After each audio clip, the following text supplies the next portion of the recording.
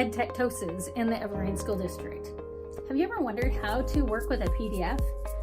Maybe you have a great PDF and you want your students to interact with it, but if you push it out digitally, then they can only read it. There isn't a way to interact with it. Well, we do have an app for that. Here in the Evergreen School District, we're using the Cami app to interact with PDFs or some other digital media. Cami is a powerful annotation tool, and it comes with a lot of the annotation tools that you would expect, like an underline, a strike through, highlighting, so the kids can actually go through reading text and using those annotation tools. However, it is a little bit more than that. You can see right here, there's a lot of things to choose from when you open the Cami app. I'm just chose a blank page to start with. A lot of tools, and I opened the side toolbar so I can see what those tools were, showing you equation and showing you the text tools, and just really there's a lot of variety in here. You can change colors, choose new colors, a lot of choices for the students to use. All this is done on one of the Acer Chromebooks with a touch screen, and I'm just doing this with my finger, not using a stylus at this point.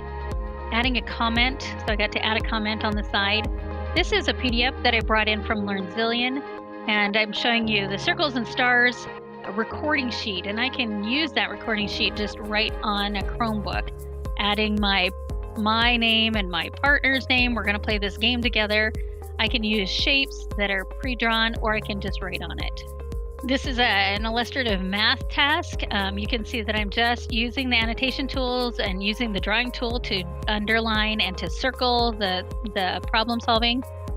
Then I added a page, and I'm using some of the tools to draw, because one of the steps was solve the problem by drawing a picture. Can do that in the Cami app.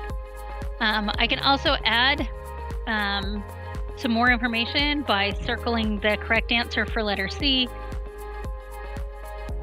And then finally, to complete this problem, it says to circle the correct response and then show your work.